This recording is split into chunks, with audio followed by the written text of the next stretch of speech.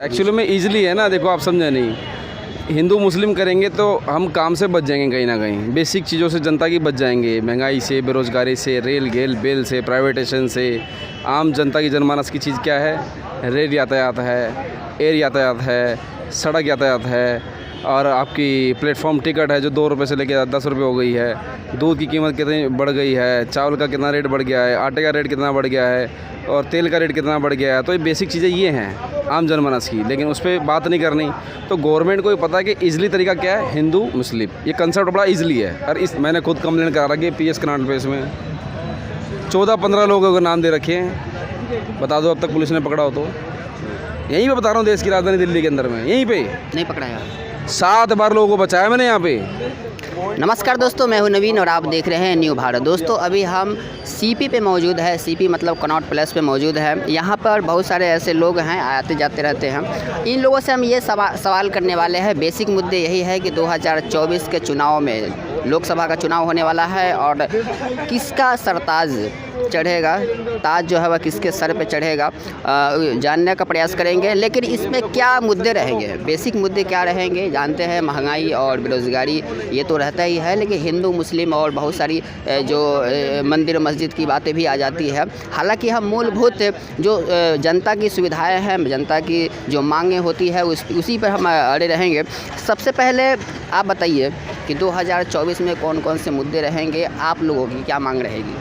पहली बात तो हमेशा से ही मुद्दे यही रहते हैं बेरोजगारी का, और युवा जो बेरोजगार है उनकी नौकरी का।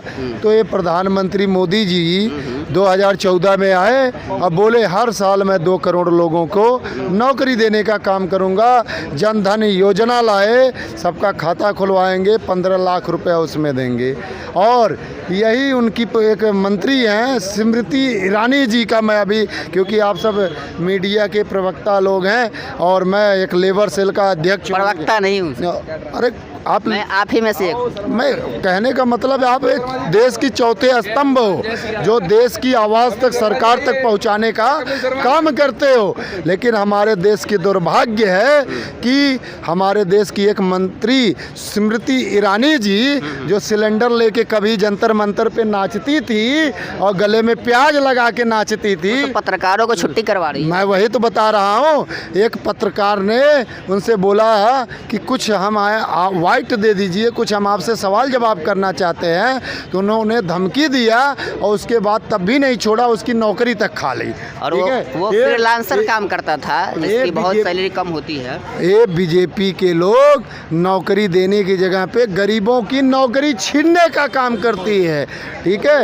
ये सिर्फ प्रधानमंत्री बोलते थे और हम देश के चौकीदार हैं, चौकीदार हैं, चौकी। तो आपको लगता है कि ये महंगाई जो है वह 2024 का मुद्दा बनेगी, या फिर हिंदू मुस्लिम ही रहेगा, मंदिर मस्जिद की ही बातें होती रहेगी? पहली बात तो हम हिंदू मुस्लिम सिख ईसाई सभी भाइयों से कहना चाहते हैं, ईश्वर अल्लाह नूर ही पाया, कुदरत के सब बंदे, एक नूर जे सब जग उपजा, कौन भले सो मंदे। तो कहने का तात्पर्य हमारा है कि हमारा देश संविधान से चलता है। अगर चाहे हिंदू गलती करे या मुस्लिम गलती करे या ईसाई करे, अगर उसने बहन बेटियों के साथ गलत काम किया है, ऑन द स्पॉट उसको वहीं में मार दो। हिंदू मुस्लिम करने वाला व्यक्ति तो मैं जानता हूँ ये देश के लिए कैंसर के समान है, क्योंकि इस देश में सभी को अधिकार है सामान्य रूप से रहने का।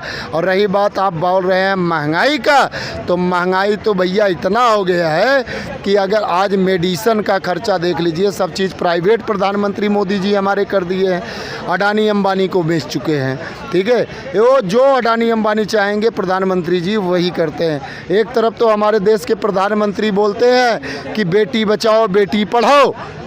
प्रधानमंत्री जी, आप जब हमारे देश की गोल्ड मेडल बेटियां गोल्ड मेडल लेके आई, विश्व में तिरंगा फहरा, तो उस समय किसी भी पार्टी का व्यक्ति हो, हर माँ बाप के, हर भाई बहन की आंख में जब तिरंगा ऊपर चढ़ रहा था, खुशी के आंसू लहर गिरे थे। लेकिन आज उन्हीं बेटियों को जब वो न्याय मांग रही थी, जिस दिन संसद का उद्घाटन किया प्रधानमंत्री मोदी जी आपने, उसी दिन हमारी बहन की, हमारे देश की बेटियों को किस तरह से सड़कों पे आपने घसीटवाने का काम किया है। और दूर की बात छोड़िए, अभी मेरे पास है आजमगढ़ की बीजेपी के मीडिया प्रभारी हैं, उनकी ज़मीन की बात है। बोली भैया कुलदीप यादव जी, मैं बीजेपी में मीडिया प्रभारी की कार्यकारिणी हूँ, कार्य करती हूँ, लेकिन आज मेरी ज़मीन को ही लोगों द्वारा कब्जा किया जा रहा है। एविडेंस है, मैं अभी आपको दिखाऊंगा। मैंने डीएम, एसडीएम, एसपी। अच्छा, दिल्ली पुलिस तो क्लीन चिट दे रही है ब्रिजभूषण को, बता रही है कि पटियाला हाउस में उसने ये सबूत भी दे दिया है कि उसके पिताजी के जो बयान आए हुए हैं इसमें पॉक्सो एक्ट को हटाने की बात कही जा रही है। देखिए, पॉक्सो एक्ट जो लगा था उसी समय ब्रिजभूषण शरद को अंदर कर देना चाहिए था दिल्ली पुलिस को, लेकिन दिल्ली पुलिस जो है वो खुद प्रधानमंत्री के और ब्रिजभूषण के दबाव में है। जो बोलेंगे वो दिल्ली पुलिस करेगी। ठीक है, हम आपको प्रत्यक्ष दे देते हैं। हाल तो मीटिंग हुई है, अमित शाह से बात हुई थी, इसके बाद धरना भी जो है वो लोग करने वाले थे। उसको डेट आज ही के दिन उसको दिया गया है कि 15 के तक अगर कुछ नहीं सुनवाई होती है तो इसके बाद धरना फिर से दोबारा से किया जाएगा। जी, हमने वो भी देखा ट्वीट पे, बजरंग पुनिया जी बोल रहे हैं कि अगर ब्रिजभूषण शरद को गिरफ्तार नहीं की भारतीय बीजेपी की गवर्नमेंट, दिल्ली पुलिस, तो 16-17 पे हम फिर जंतर मंतर की धरती पे आएंगे। और मैं आपके मीडिया के माध्यम से बता देना चाहता हूं, प्रधानमंत्री मोदी धृतराष्ट्र हो चुके हैं और ब्रिजभूषण शरद सिंह, सुन लीजिए आप, दुर्योधन हो गए हैं आप। ठीक है, आपका ये दुर्योधन, और आप जो दुर्योधन बन के आज कार्य कर रहे हैं, ये वही भारत की भूमि है, एक करवट बदलेगी और इंसाफ लेके छोड़ेगी। आज जितना मर्जी आप हेलीकॉप्टर दिखवा लो गोदी मीडिया से, ये जनता आपको छोड़ने वाली नहीं है। और आप बता रहे हैं महंगाई पे, यहाँ 1 साल में 60 रुपया का ग्रोथ हम बताते हैं।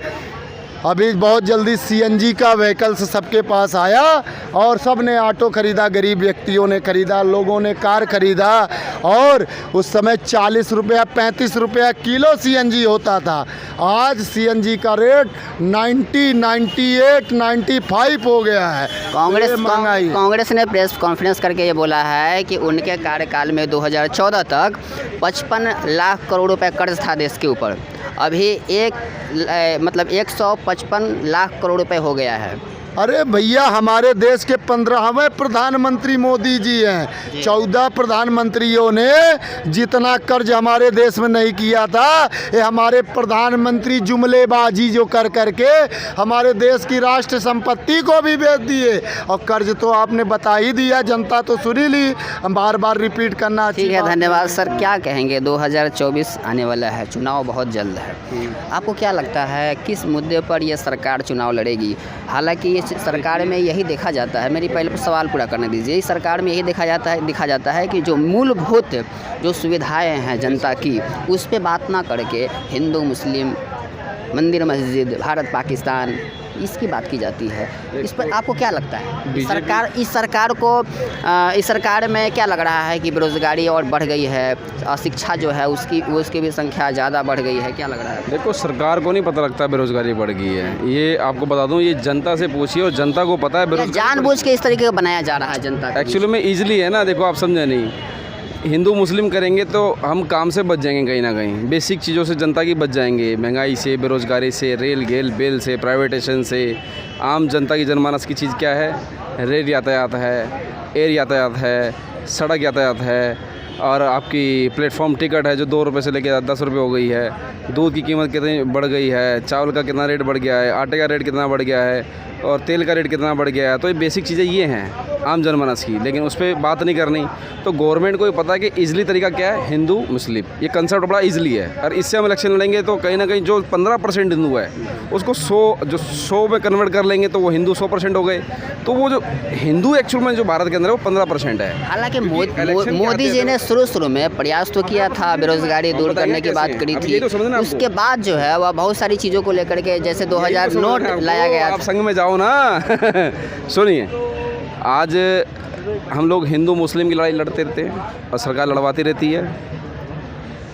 मैं खुद संघ के अंदर था, आपको बता दूं, मैं हिंदू मुस्लिम का कंसेप्ट पहले समझना है, खेल क्या चल रहा है। जो SC ST और OBC बहुजन समाज जो बड़े स्तर पे हैं, जब शाखा लगती हैं तो सभी समरसता के अंदर सब लोग हम बैठते हैं, इकट्ठे होकर बैठते हैं। तो वहाँ हमारे को ये पाठ पढ़ाया था कि समन्वय की बात करें, हम एकता की बात करें, समरसता की बात करें, लेकिन पता नहीं क्या हमारी बुद्धि ख़राब होती है कि बाहर आते हैं उसके बाद हमारी समरसता साली पता नहीं कहाँ भाड़ में चली जाती है। एक दूसरे को यहाँ गाली बकते हैं, देश विरोधी नारे लगाते हैं, गलत बात करते हैं, यही लोग जो सरकार में बैठे हुए लोग हैं। अच्छा, मैं गलती करूँ सरकार का आदमी हूँ तो मैं ईमानदार। ये बहुत बड़ा आप बड़ी बात। अरे भाई बड़ी क्या बोल रही है, नॉर्मल सी बात है, ये कॉमन सेंस। मैं आपको क्लियर बता, सरकार के लिए बड़ी बात है। सरकार, मैं आपको सच्चाई बता रहा हूँ, ये है। अब जैसे मैं हूँ ना, अगर मैं जय श्री राम नहीं बोलूँगा तो मैं हिंदू नहीं हूँ, यानी लोगों का ऐसा कहना है यहाँ पे। यानी मैं एक नलायक आदमी से, वो मुझे बताएगा मैं हिंदू हूँ नहीं हूँ, वो नलायक आदमी मुझे बताएगा मैं हिंदू हूँ नहीं हूँ, उसका खुद का आधार कार्ड नहीं है, वो मेरा पूछ रहा है।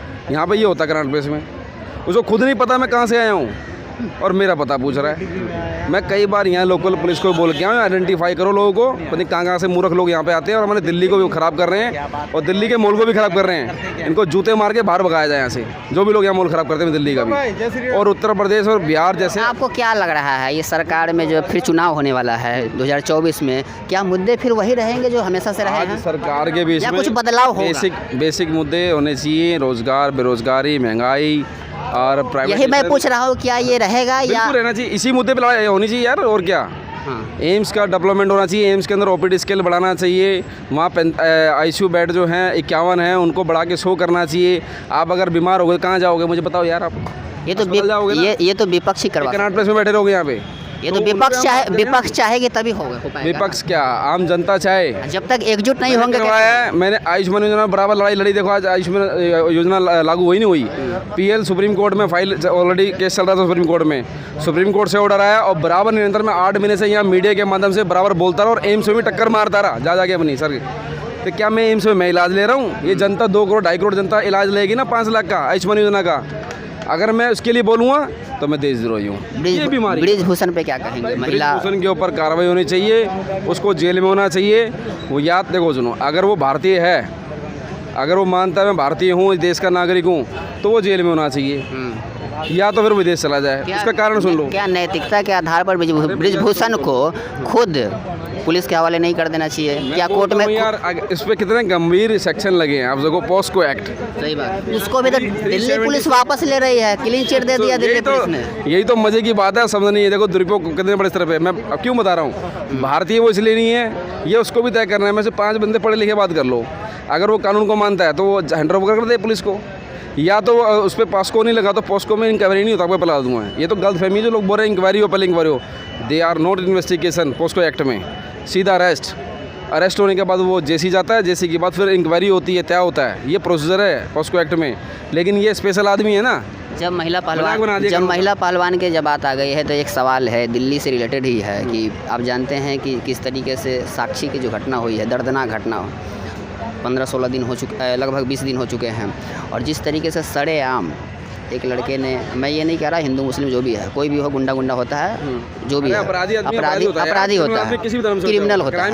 अब उसने सरेआम जिस तरीके से मारा है, कहीं ना कहीं लॉ एंड ऑर्डर जो है गृह मंत्रालय के अंडर में, यहाँ पर सवाल तो उठता है, क्योंकि दिल्ली देश की राजधानी है और यहाँ पर इस तरीके से जब क्रूरता होता है, सरेआम दिल्ली पुलिस देखती रह जाती है, आरोपी जो है वह फरार हो जाता है यूपी के अंदर। 2 दिन के बाद हर जगह पार्ट पता है इन्वेस्टिगेशन का है, जो इन्वेस्टिगेशन समय के अनुसार हो नहीं पाता। कारण क्या है? देखो कहीं ना कहीं स्टाफ की शॉर्टेज है डिपार्टमेंट में, पुलिस के अंदर भी स्टाफ की शॉर्टेज है, हर थाने के अंदर में आईओ की भी शॉर्टेज है, हर थानों के अंदर में। तो और जब पुलिस भी बेचारी क्या करेगी, पुलिस भी दिल्ली। मैं उस परिवार से जब मिला था और मैं बाद में बात किया उन लोगों से, वो डरे हुए हैं। उन्होंने बोला कि वो जो लड़का है उससे कुछ गैंग है और हमें परेशान कर रहे हैं बार बार हमारे घर पे, ठीक है। तो कहीं ना कहीं एक घटना हो जाती है, उसके बाद भी वो परिवार को खतरा है, तो लॉ एंड ऑर्डर की कहीं ना कहीं। अरे भाई मेरे साथ सुनो, 13 जून को मेरे खुद यहाँ समाज वाली बगी, मैंने खुद कंप्लेंट करा रखी है पीएस कर्नाटक प्लेस में। 14-15 लोगों के नाम दे रखे हैं, बता दो अब तक पुलिस ने पकड़ा हो तो। यहीं पे बता रहा हूँ, देश की राजधानी दिल्ली के अंदर में, यहीं पे नहीं पकड़ाया। 7 बार लोगों को बचाया मैंने यहाँ पे, 7 बार, समझ रहे हो। और अब वो यहाँ पे दंगा फसाद करके दिखाया, मैं उनको बताऊँगा। दिल्ली पुलिस तो बोलती है कि हम दुनिया का नंबर 1 पुलिस है। मैंने यहीं पर सारे अधिकारी निकलवाओ ना, जाके कोर्ट चले जाओ, आपको आंकड़े पता लग जाएंगे। अगर दिल्ली पुलिस बढ़िया होती तो मुकदमे कोर्ट में क्यों मुकदमे जाते बताओ यार, अब सीधी सी बात है। अब आपको आगे कोर्ट से पता लगेगा, कोर्ट से निकलवाओ, कोर्ट के बाहर खड़े हो जाओ। आखिरी सवाल आपसे यही रहेगा कि 2024 में ये जो मूलभूत सुविधाओं को लेकर के मूलभूत जो बातें हैं, बेसिक चीज़ें हैं, क्या उस पर बात होगी या नहीं होगी? बिल्कुल, देखो नहीं, भाजपा करेगी कि नहीं करेगी? आपको लगता है कि अगर महंगाई की बात करेगी तो क्या उसकी पोल खुलने लगेगी या दिक्कत? मैं आपको बता रहा हूँ, भाजपा आप कर भी ले। पहले बार जब 14 के अंदर में जब मोदी जी आए थे तो मैंने खुद उनके लिए कैंपेन करी, तो मुझे भी है ना बड़ा कई बार मैं अपना को कोसता हूँ, मैंने क्यों करी, ऐसा मैंने करी क्यों? जैसे अब आप एक डिफरेंट चेहरा है, just like to prime minister Modi. तो मोदी जब 14 में जब आए, चाहते थे कि बदलाव हो। हाँ बिल्कुल, तभी तो हमने लाइक करा ना यार, हमने दिया ना उनको वोट, मोदी को जिताया, फिर आप कैंपेन कर रहे हैं। तो आप चाह रहे हैं कि अब फिर बदलाव हो जाए? अब इसलिए बदलाव हो जाए, हमने सोचा था 5 साल बीत गए मोदी जी के, काम नहीं कर पाए, चलो टाइम लगता है काम करने में। जैसे हम भी देखो पढ़े लिखे इंसान, हम सोचते हैं कि एक कोई जादू छड़ी तो है नहीं, मोदी जी घुमाएंगे और काम हो जाएगा देश में। क्या करते हैं आप? मैं सोशल एक्टिविस्ट भी हूँ और मेरा निजी तौर पे सिविल मेंटेनेंस का काम है, ठीक है ना, और वो भी टाइम से पेमेंट नहीं मिलती है गवर्नमेंट के अंदर में। सिविल मतलब क्या? सिविल मेंटेनेंस ये जो प्लम्बर्स का काम होता है, इस टाइप का जो काम है हमारा, ठीक है ना, ये हमारा निजी व्यवसाय है। लेकिन मैं आपको बता दूं, भारत के अंदर बड़े स्तर पे बेरोजगारी है, और हम तो कनॉट प्लेस की बात करेंगे, यहाँ पे बहुत सारे लोग बेरोजगार दिखा दूंगा आपको। और ये अनपढ़ बेरोजगार नहीं है, पढ़े लिखे बेरोजगार हैं। अच्छा उनसे पूछो तुम पढ़े लिख के क्या करोगे, तो बोलते हैं चलो पकौड़े तल लेंगे। तो मैंने बोला पकौड़े कैसे तलोगे यार, तेल भी तो महंगा हो गया है। अच्छा मजे की बात ये भी हो रही है, मैंने तेल ही सस्ता करवा लो तो पकौड़े भी तल लेंगे, हम तो पढ़े लिखे हैं। बताओ मैं गलत बोल रहा हूँ? तो सही बात है, मोदी जी ये सोचे भी नहीं होंगे कि तेल के ऊपर भी बातें होने लगेगी। हम तो बोल रहे हैं पकौड़े तल लेंगे, तेल तो सस्ता करवाओ। और बताओ। तो दोस्तों हमारे बीच कुछ लोग मौजूद थे, उनसे हम जानने का प्रयास किए हैं कि 2024 में मेन मुद्दे क्या रहेंगे, क्योंकि उन्हें पता है कि मेन मुद्दे क्या रहने वाले हैं। हिंदू मुस्लिम की बातें होती है बीजेपी की सरकार में, तो यही रहने वाले हैं, और इन लोगों की यही भी मानना भी है। हालांकि इन लोगों का ये भी कहना है कि बेसिक मुद्दे जो हैं उस पर बात होनी चाहिए। दोस्तों मैं अभी फ़िलहाल सीपी में कनॉट प्लेस में मौजूद हूँ, और मैं नवीन कुमार। चैनल को सब्सक्राइब जरूर कीजिएगा, बेल आइकन भी दबा दीजिएगा। जय हिंद।